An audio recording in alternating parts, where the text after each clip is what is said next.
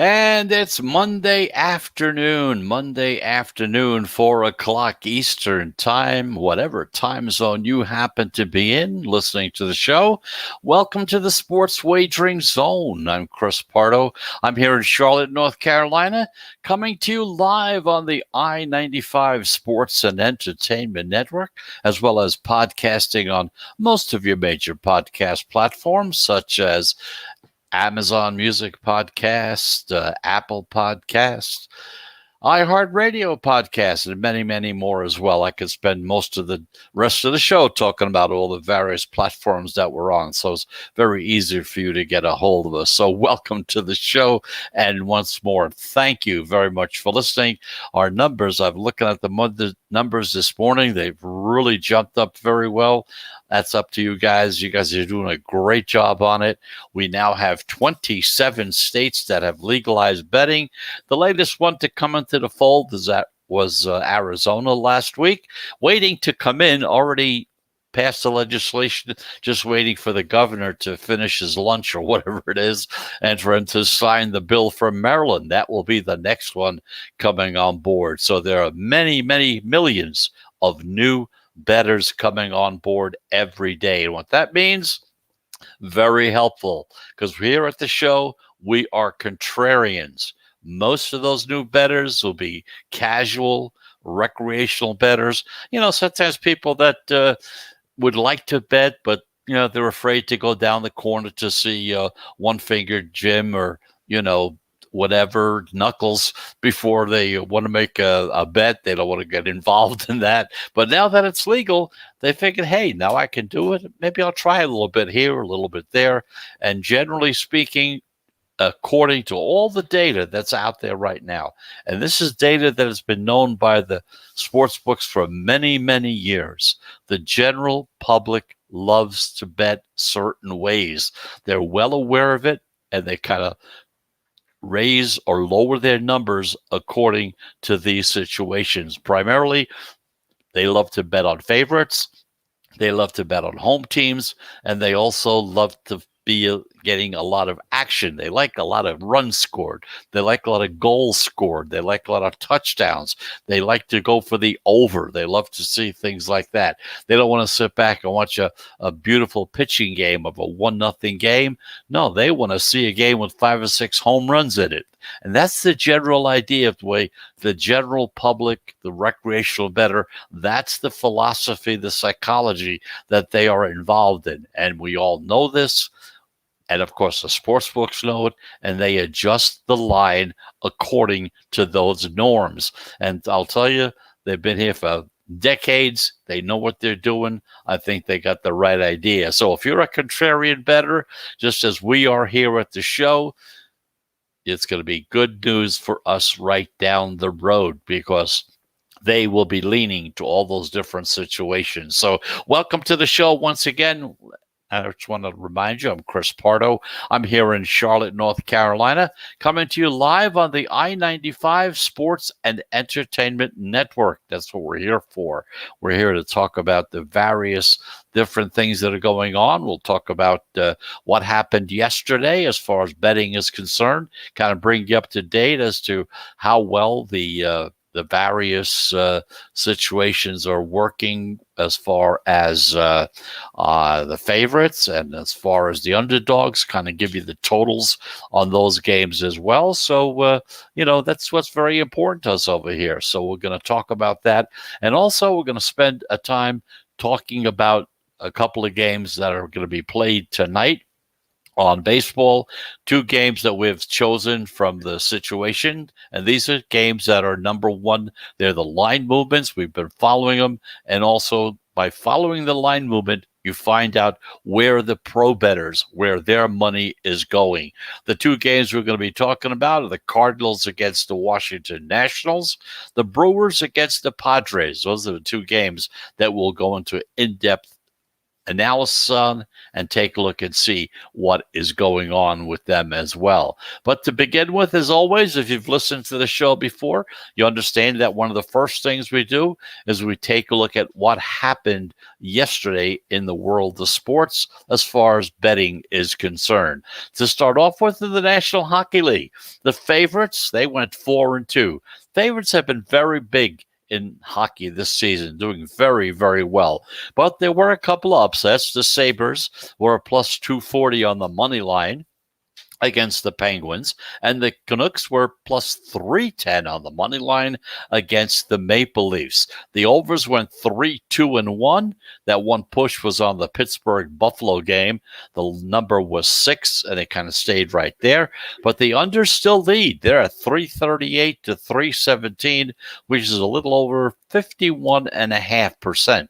Meanwhile, the first period over-unders, which is what we have in hockey, it's very comparable to betting the first half in football or betting the first 5 innings in baseball. In hockey, they have what they call first period overs and unders. They split at 3-3. The first period unders still lead, however, 353 to 329, and that's almost at 52%. As well. So that's the NHL. Meanwhile, over there in the NBA, the favorites and the underdogs, well, they kind of split. The dogs were barking, but not as much as they usually do. 4-4 straight up and against the spread. You had some upsets. The Knicks were 1.5-point dogs against the Pelicans.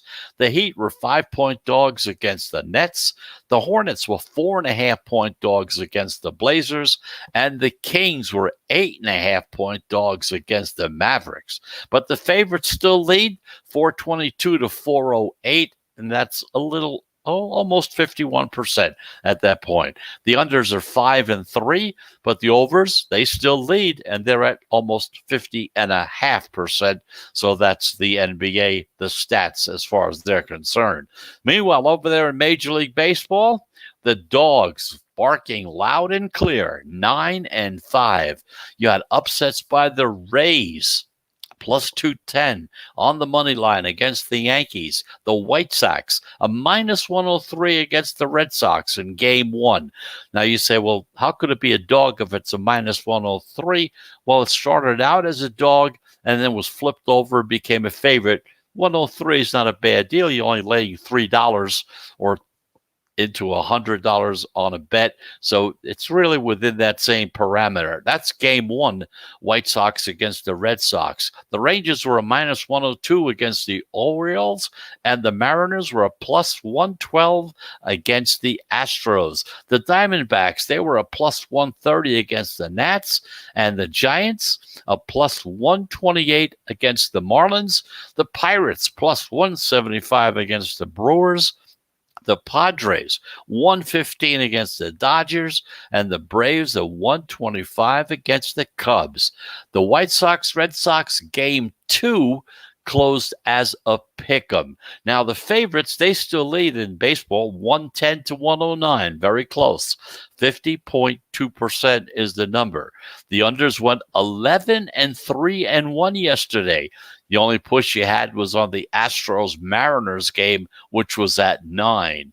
And they increased their lead as far as the unders go to 118 to 103, and that's at 53.5%.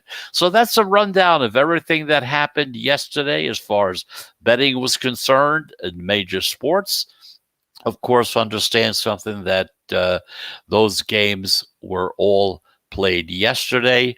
We give you all that information just so that if you're keeping records, you want to have a general idea as to how the favorites are doing, how the overs and unders are doing. This may go a long way into helping you to become a better handicapper. And basically, that's what the show is all about. If you've never listened to the show before, the primary purpose of the show is not to give you winners or losers or whatever. Yes, we do have a little system that we've been following. We give you the information on it. Still, you're the one that makes the final choice. Basically, all it is we're watching the line movement on particular games, the ones where there's drastic line movements, where you have movements in either direction. That's what the pros are looking for. Those are the games that the pros get onto, and we're just letting you know that those are the games that they like. Whether you want to go with them or against them, that's totally up to you. So that's one thing we're going to talk about. We got, like I said, 2 games to talk about for tonight, but also the NFL is still around. We know that before long. Before the end of the month, we're going to have the draft. But before we get to that, I want to take some time and do some analyzing of the latest trends in the NFL. Not only that, but also the data angles that are out there as well. Kind of take a look and see from what angles we can come at to try to come up with some choices once the season gets started, and also coming into the futures market as well. So that's the story for today. Let's take our first break. And if you've listened for the first time, we take 3 breaks within the show, usually about a minute, maybe a minute and a half on one of them, and then we're back into the zone. So just a reminder, we will be back into the sports wagering zone in 60 seconds.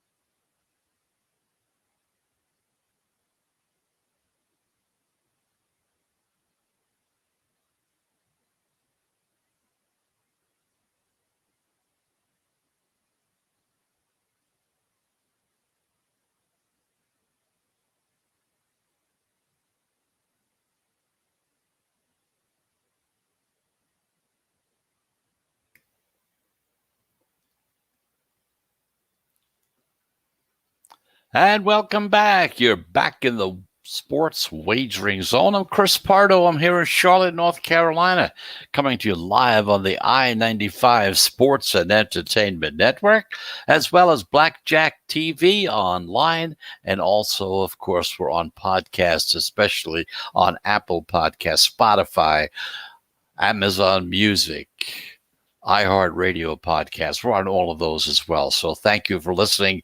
Welcome to the show. If it's a first timer for you as well. We're talking about baseball because that's what's going on right now. Later on in the show, we're going to talk about the NFL and some of the trends that we need to take a look at. Because once again, if this is the first time you're a new listener, you maybe been listening for a few days or maybe a week or so, you have to understand that we're strictly analytical people here at the zone. Try to take all the emotion out of wagering. The emotion will get you into a lot of trouble. It'll get you into a hole that you may not be able to dig yourself out of. The numbers don't lie.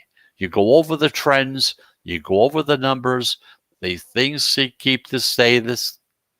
in the same direction most of the time, identifying those trends, and that's how you become successful. So let's first of all take a look at baseball and some more statistics for you to understand, because Major League Baseball's unders, they were really fantastic yesterday. We talked about it a few minutes ago. 11-3-1. 11 came in, 3 losers, 1 push. So that would have been a great thing for you. They're running their record to an impressive 118-103, which is almost at 54%, keeping in mind that 52.3% is where you need to be to break even or start to make money, okay? Now, when the total is 8.5 or higher, we're talking about the number of runs, total runs, 8.5 or higher. The under is at almost 57% so far this season. And interestingly, the best under spot this season has been when the total goes up at least a half a run. So think of it going up, say, from 9 to 9.5. You're buying low on these inflated unders, has resulted in that gaudy 21-8 record this season, which is over 72%. Over 72%. Once again, these are your first-time bettors that are coming in, the casual bettors that are coming in. That's why you're going to be getting these kind of numbers, because you know what? They love overs. They want to see a lot of runs scored. They think there's going to be a lot of runs scored. That's why they bet the overs. What happens is it affects the numbers. And so far this season, we're almost at 73%. Absolutely phenomenal. So taking unders is usually a smart contrarian play, because once again, it's that overwhelming public bias toward the overs. Casual bettors, they want to root for fun. They want high-scoring games. They want games with a lot of hits, a lot of home runs, a lot of goals, a lot of points being scored. But you know what? The odds makers, like we said earlier, they know that the public has this tendency, and they're going to shade or change the numbers, get those inflated numbers to the over. What that does is it creates value if you're going the other way as a contrarian, to go with the unpopular unders as well. So let's take a few minutes now and take a look at a couple of games we got lined up for today. A new week is starting today. It's Monday. You have 7 Major League Baseball games on tap. You have 9 NBA games on tap and 8 NHL games. So whatever you'd like, it's there. It's a potpourri of betting bonanza for everyone who likes it. So anyway, the first game we're looking at is 7:05 p.m. Eastern Time. You got the St. Louis Cardinals. They're 7-8 so far this season, but they're playing the Washington Nationals, who are 5-8 this season. Now, both these teams, they're not divisional opponents. They've had some struggles so far this season.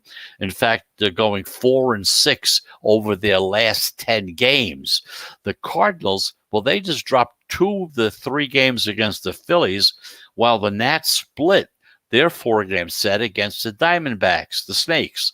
In tonight's opener, St. Louis gives the ball to their young ace, Jack Flaherty. He's 2-0 so far this season. 4.11 ERA. Meanwhile, the Nationals, they send out their veteran, Joe Ross. He's 1-0 so far this season, has an unbelievable 0 ERA. Now, the line opened as a really true pick because they're pretty close to each other. Both sides are listed as a minus 105. So you're going, if you want to win $100, it's going to cost you $105 if you lose, okay? And either side you go with. The pros have jumped on the Cardinals. They have their ace getting to go, pushing St. Louis from a minus 105, pushing it up to a minus 115 on the money line. And I even noticed some of the books are looking at going to 120 as well. Now, keep in mind that teams with 10 cents or more of steam in their favor in non-divisional games are 58% this season. The Nationals are 3-4 at home this season. The Cardinals, they're 5-4 on the road. The Nationals are a minus 15 in run differential. The Cardinals are minus 7. So in that particular game, the pros are on the Cardinals. You're going to have to lay a little juice if you like that game. It's at 115, 120, depending on where you do your business, or even more importantly than that, depending what part of the country you're in. If you're in Missouri or Illinois, you're going to may have a different line, not much of a different line, maybe half a run, half a point, whatever, okay, as compared to, say, someone in New York or somewhere other state that has nothing to do with the Cardinals or the Nationals at all. So that's the story. They like the Cardinals in game 1. Meanwhile, at 10 o'clock, 10:10, somewhere in that particular area, the Milwaukee Brewers, they're 8-7 this season, down in San Diego to play the Padres, who are 10-7 this season. Now, both these teams, they come in with above 500 records. They've gone 6-4 in their last 10 games, but both are still looking to come back from series losses. They haven't, even though they've had those wins, they haven't had a series win last time out. The Brewers just dropped 2 of 3 to the Pirates, and the Pods lost 2 of 3 to the Dodgers. Now, in tonight's series opener, the Brewers start Brandon Woodruff, has no record so far this season, with a 2.12 ERA, while the Padres come out with Joe Musgrove. He's 2-1 this season with a .47 ERA. Now, he threw Major League Baseball's first no-hitter 2 starts ago, if you remember, right? Now, the line as we look at it today, it opened with San Diego, a -130 home favorite. The Pros have gone to and laid the chalk with the Padres, which has pushed the line up to -140 on the money line. Now, San Diego in this game, they have value as a team because they went up 10 cents or more in esteem in their favor in a non-divisional game. And the team that fits into that category so far this season is at 58%. Now, we could also be looking at a lower scoring game in this game as well. The total opened at 7, which is kind of on the low side. The heavy overjuice is -120. But now the juice is down to -110. And some of the shops, they're even juicing up the number to 115. So going from 120 to 110, now coming back up to 115. Both teams have been profitable to the under so far this season. San Diego's 11-6. Milwaukee is 8-6-1. The Padres' underlying metrics is superior to the Brewers in batting average, which is .244 against .209, and in the ERA department as well at 2.5 against 3.04. So as far as the Pros are concerned, although generally, and if you've listened to the show over the past few years, you understand that most of the time the Pros are on the underdog. They usually like to go contrarian. But of course, sometimes a favorite looks better, looks like there's a value in it, okay? So they will move in that direction as well. In these two particular situations, they love the favorite in both games. They like the Cardinals in game 1 around 7 o'clock, and they're on the San Diego Padres in the 10 o'clock game as well. So those are the 2 games on tap for tonight. Those are the 2 Pros games that the Pros have looked at, and those are the ones that they kind of like. And the reason we know that is because we check the money, we check the line movement. Once you see which way direction it's going, that's how you know which way the Pros are going as well. And just as a reminder, with this little Pro system that we've been working on throughout the season so far, yesterday we had 3 plays altogether. We had the Cardinals against Philadelphia, covered on that one. Arizona against Washington, covered on that one. Lost on the Baltimore-Texas game. That's the game we lost yesterday. So far this season, coming into the 2 games on tap for tonight, we've had 44 plays. You had 23 winners, 21 losers, puts you at a little over 52%. Exactly at 52.3 if you want to be exact with it. That's where they stand right now. Now they have 2 plays for tonight. So that's the story on baseball. Give you a little update as to how the system is going. We do keep track of it. It's the same method, the same system that we've utilized during the NFL season and also during the NCAA college tournament as well, where we did very, very well with this particular system. And once again, we don't endorse it. We're not against it. We're just giving you the information for you to analyze, to think about, to look at. Perhaps you're looking at a game. Let's just say you're looking at the St. Louis Cardinals game today, the Cardinals against Washington. And, yesterday you were looking at it, you're possibly thinking, I think I like the Cardinals in this game. And then you wake up this morning, you start reading some stuff about the teams, and the team starts looking better. It happens all the time. Okay, now the other one looks better. And I say, gee, they're so close, and they really are. They're that close that it's a toss of a coin that might determine which way you might want to go. Instead of tossing that coin, you've listened to the show, you know the pros are going in a certain direction. You say, hey, if they're going that way, that's the way I want to go too. So you kind of implement it with whatever system you're using right now. So, but if you're new, if you're just starting out, it's a good idea to kind of hang on to this little system for a while, see how it works out, tweak it to your own ways, and I'm sure you'll do very, very well when all is said and done. So let's take our second break. And of course, when we do come back, NFL talk. We're going to be talking about data angles and the latest trends as far as the NFL season that's coming up is going to be. So let's take our second break, and we will be back into the zone right after this.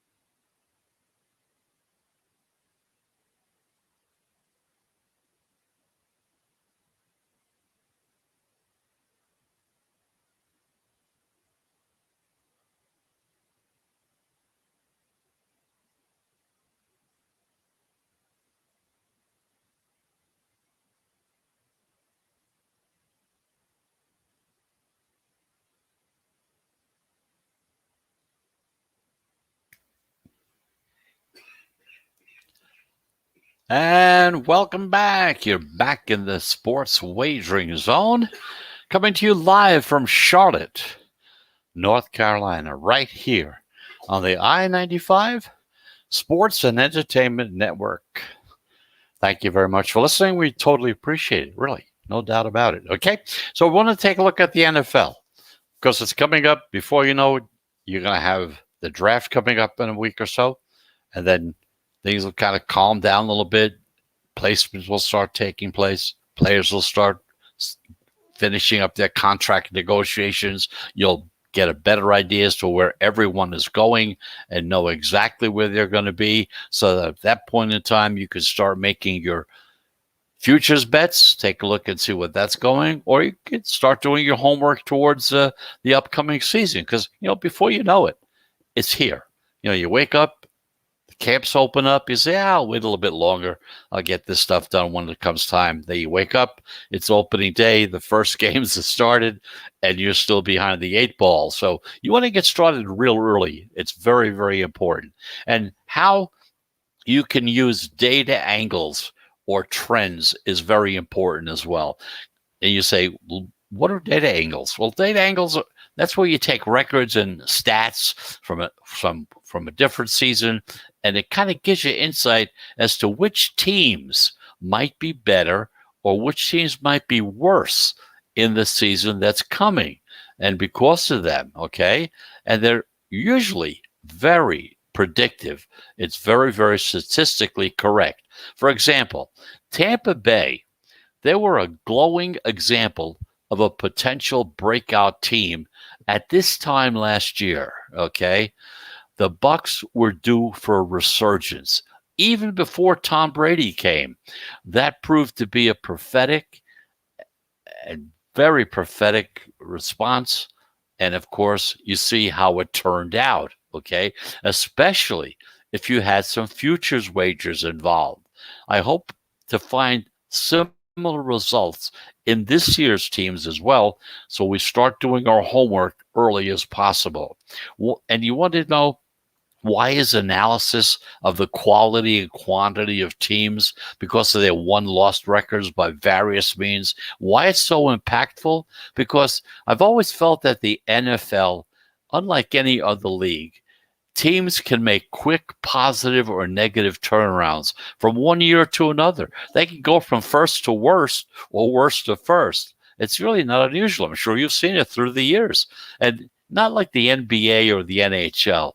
You can see seasons in which more than half of the teams that qualify for the playoffs are different from the previous campaign.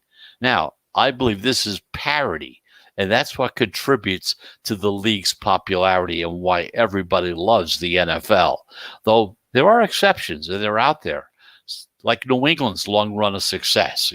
Franchises aren't typically fixed for these long eras of winning or even losing, because Tampa Bay's emergence last year from being a non-playoff team to a Super Bowl champion really stands as proof of how it works, okay? It benefits the better greatly to know which traits lead to teams improving or whether they're declining as quickly as that. What is the typical resume of a team that improves greatly from one season to the next? Now, those who can find the answers, well, if you can, you take advantage of not only the futures wagers and the season win totals before the season starts, but also the point spreads in those early first weeks of the season before the odds makers can catch up. Okay, because they do make mistakes. They have a lot of games that they're looking at, and sometimes they slip a little bit. Now, if you can see where that happens, it's going to be to your favor. Read through the findings over the next couple of weeks. Make your own judgments of the teams that you think might not be what we had in 2020 as far as they were concerned. And then you factor in the free agent transactions and whatever happens in the draft. And then you get ready to start doing your homework, putting it all together, and waiting for the season to start. Okay? So we're going to take a break. It's our final one. And when we come back, we're going to take a look at some teams with unusually high low totals, okay, of close wins, for instance. That's going to be one of the topics, plus any others that we may have in our. It depends on how much time we have left. We're quickly running out of time, so we want to put in as much as we can, and whatever we have left over, we'll probably carry over into tomorrow's show or into Wednesday's show, depending what we have on plan to talk about on those days. So let's take our final break. And just a reminder, you're going to be back in the zone right after this message.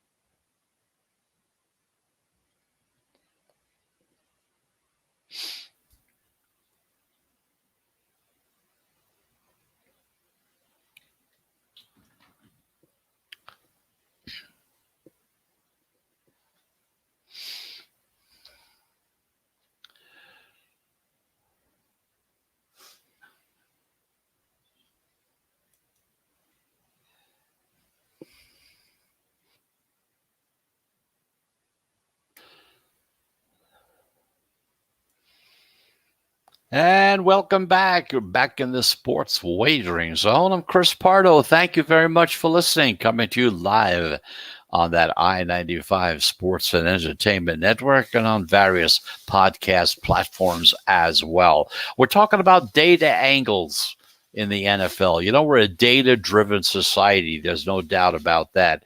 If you ever saw Moneyball, that's where it all kind of started with Moneyball. Started looking at statistical data and kind of working off of this data to try to make things work for you. And that's really carried over into the NFL because most of the teams right now have data people in the booths upstairs that are always factoring in all the data of the game as it goes along, and they have access to talk to the coaches on the field to tell them in which direction it's going, what's the percentage of that particular play working or not. Let's say it's 4th down and a half a yard to go, and you're on the 43-yard line, your own 43-yard line, let's just say. Well, this is data. This is statistical average of how well you're going to do in that type of situation. And of course, you still have to make the decision, but at least there's something to guide you one way or another. It may be on the positive side or maybe on the negative side, but that's the society that we live in now. And that's why here in the Zone, we're data driven. We talk about data all the time, not emotional, strictly data driven. So let's take a look at some teams that had some really unusually high to low totals where they had close wins. Because like in 2019, Seattle's 10 close wins, it kind of defined as 8 or fewer points, okay? Those 10 close wins were 8 or fewer points in them. They were most by any NFL over 29 years, going that far back. Now, in that span, the 31 teams that managed 8 or more close wins combined for an average downward decline of 2.97, or almost 3 wins when they went into 2020 or into the next season. So let me go over that again with you. In 2019, Seattle had 10 close wins. In those 10 close wins, 8 or fewer points were scored. And that's the most of any NFL team over a 29-year period. 31 teams during that time managed 8 or more close wins combined for an average drop of almost 3 wins when the next season came along. So now teams that are affected in 2021 were the Chiefs and the Seahawks. The past 3 seasons, we've seen a trend against the teams that win a lot of close games. And in this time span, going back, 34 teams have won 6 or more games by 8 points or less. 34 teams have won 6 or more games by 8 points or less. Just 4 of those teams improved the next season with an average drop of 2.3 wins, almost 2.5 wins. Those were the Chiefs and the Seahawks. Now, the teams that were affected in 20 to 21 were the Bears, the Browns, the Chiefs, the Vikings, the Steelers, the Seahawks, and the Titans. So those are the teams you got to kind of take a look at, because 4 of the teams improved the next season with an average drop of 2.3 wins. All right? So that gives you an idea. Bears, Browns, Chiefs, Vikings, Steelers, Seahawks, and Titans. And now teams that are unusually high low totals of close losses. Since 1998, 30 teams have suffered 8 or more close losses in a season.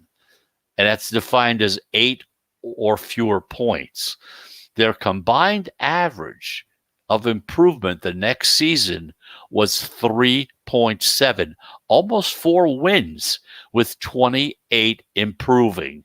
Now, teams affected in 2021, the Falcons, the Panthers, and the Texans, right?